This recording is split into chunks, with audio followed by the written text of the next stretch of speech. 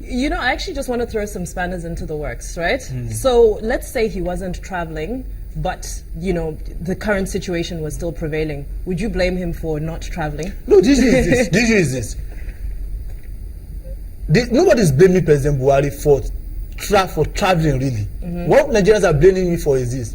Do you leave your house with wife and kids at home while your roof is on fire, and you go out to fetch water and the rest? It doesn't work.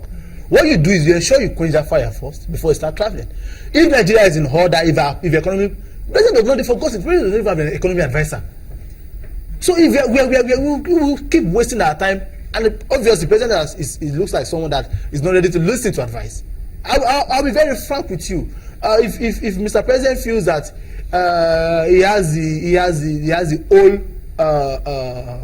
the whole idea and he's the alpha and omega of the country, fine, he's the commander-in-chief.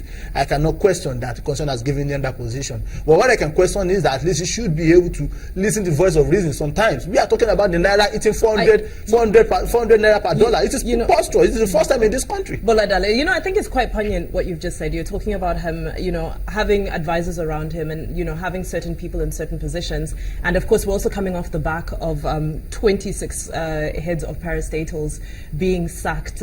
Don't you think, you know, what are your thoughts of that actually? It's quite a shake-up, it's quite a drastic move. I'm not going to put words in your mouth, but what do you think the implication of that is, or the planning behind it is? Because there must be some kind of strategy. And he has played his cards very close to his chest. What do you think this move could mean? First, to me, I think it's a good move. I'm not surprised. The whole issue that gave birth to the sacking also sacked of the DGs was the issue of the budget. Unfortunately for Mr. President, he was one that also appointed the same DG of budget before he now sacked him 5 months after. So it is not something you blame the last administration for, you blame the PDP government for. So that means you have actually appointed someone who is incompetent to a particular position, and you feel you need to sack him because he has not discharged his duty. That is fine.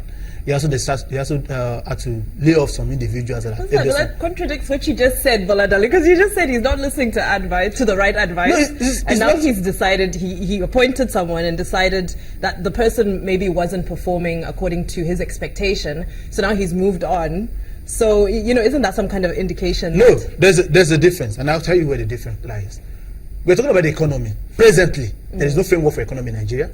There's no framework. The economy advisor, there's no appointment. The only person running the economy individually now is someone from Ogun State, Kembe Adeosun. That professionals, analysts have criticized that she does not have the capacity to run that position. But that is not even the issue. We are talking about the DG now. If a particular individual has been given a duty and such individual fails, it is only normal for you to sack that individual. But I would have expected the president to have done that sacking voluntarily. It was when the pressure was so much on Nigerians. It was when people started analyzing that budget, and they saw that as the most fraudulent budget in the history of this country. That was when he had to sack. And again, I don't think the DG of budget caused it. I think for what you have been done in advanced country is for the Minister of Finance who have resigned, for every individual that is attached to that budget, even his ministers also, because you raised the Federal Executive Council meeting, you approved that budget, it passed through each of your ministers and ministries, they approved that budget, and they're not telling me that they don't know how rats now inflated the budget and came in with figures. It is not done anywhere in the world. I can see that you're very passionate about this topic. I've heard where you're coming from.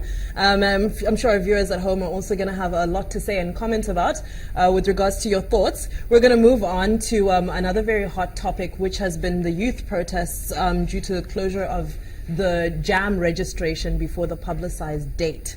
Now, this is quite a major, it's an ongoing, crisis in education, if I may call it that. What's your input on that particular issue? Well, I think first, I think I will, just two things rather.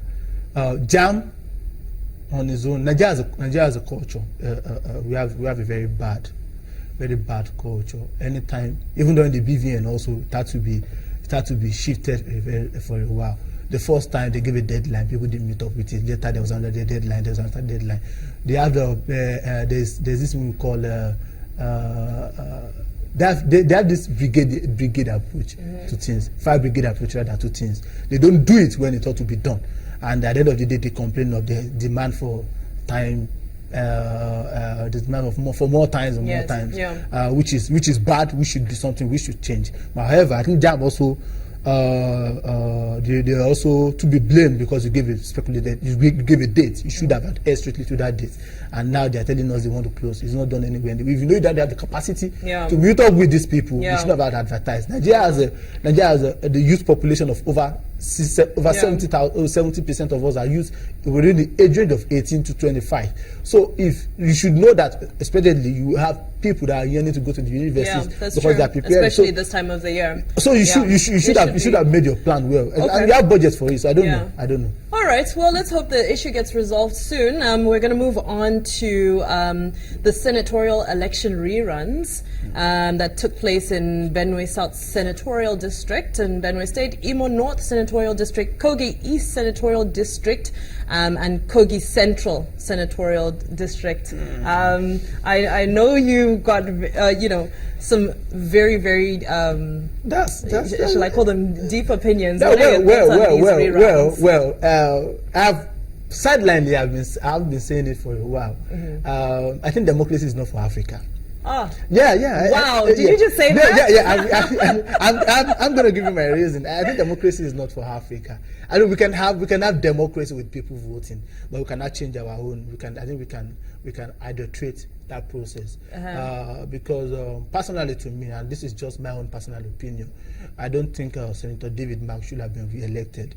To me, personally, to me, this is not to say I support his opposition, his candidate, but to me, I feel that I've not seen a lot of work in Benue State. Benue South that he comes from, and he has been representing that senatorial district for a very long time from 1999. So I would have expected more in that senatorial district. I have not seen so much in that senatorial district. So I feel they should have changed. But the electorate felt he's representing them rightly, and they voted for him.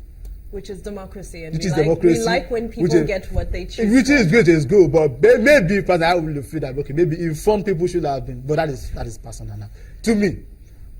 But however, I think it's a good thing that the PDP won the 3 elections conducted, which is a good sign that our fear of Nigeria becoming a one-party country is dwelling down a bit. That's right. Because it will be very disheartening. Exactly. If one party has to rule. Then they need the check and balance and the whole stuff. Yes, that's right. Well, we are excited about a very healthy democracy and an active, and of course, as you can see from social commentators like Boladele Adekoya, very passionate people in this space. But we're going to go for a quick ad break. When we return, we've got plenty more right here on Rubbing Minds. We'll see you shortly.